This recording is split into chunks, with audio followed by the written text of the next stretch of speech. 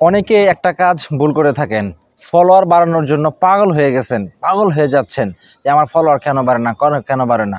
Follower নিয়ে ভাই কেন এত টেনশন? ফলোয়ার দিয়ে কি করবেন ভাই? ফলোয়ার কোনো ম্যাটার না ভিউর জন্য।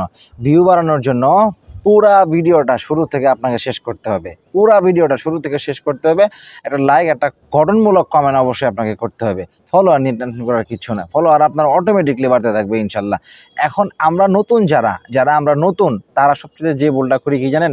তাড়াহুড়া করে একটা কমেন্ট করি, কমেন্ট করে দ্রুত চলে যায়। এভাবে দেখা যায় দৈনিক আমি 50টা 100টা কমেন্ট করছি, 200 কমেন্ট আমি করছি, কিন্তু কি হয় জানেন? এটার দ্বারা আপনার রিচও বাড়ে না, আপনার পেজের কোনো ইমপ্রুভও হয় না, আপনার কোনো ডেভেলপ হয় না। এই ভুলের জন্য কিন্তু অন্য কেউ দায়ী না, আপনি নিজে দায়ী। আপনি কাউকে দায়ী করতে পারবেন না।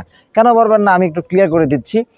আপনি প্রথমত যখন ফেসবুকে ঢুকবেন, আপনার সামনে যেই ভিডিও হোক, পুরান হোক নতুন হোক, ওই ভিডিওটা সুন্দর করে আপনি শুরু থেকে শেষ করবেন।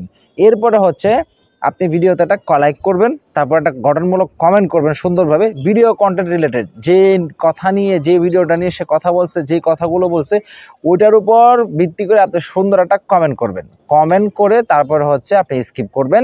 এইভাবে যদি আপনি নিয়মিত কাজ করেন, ওই কালকে আমি পরশুদিন একটা ভিডিওতে বলছিলাম, আপনাকে দৈনিক 200-300 কন্টেন্ট আপনাকে দেখতে হবে না। আপনি দৈনিক 50টা দেখেন, 20টা দেখেন, কোনো সমস্যা নেই ইনশাল্লাহ।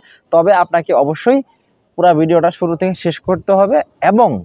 এবং আপনাকে আরেকটা কাজ করতে হবে, সেটা হচ্ছে আপনার এই যে কথাগুলো আপনি বলবেন, আপনি ভিডিওতে যে কথাগুলো বলবেন কোনো কন্টেন্ট আপলোড করার সময়, ওই কথাগুলো যেন আকর্ষণমূলক হয়, আরেকজন যেন শিখতে পারে। শিক্ষামূলক কোনো কন্টেন্ট করার চেষ্টা করবেন, তাহলে দেখবেন এখান থেকে আপনার ভিডিওগুলো মানুষ দেখতে আরও বেশি ইন্টারেস্টিং হবে, আগ্রহী হবে। তখন আপনার অটোমেটিকলি ভিউ বাড়তে থাকবে ইনশাল্লাহ।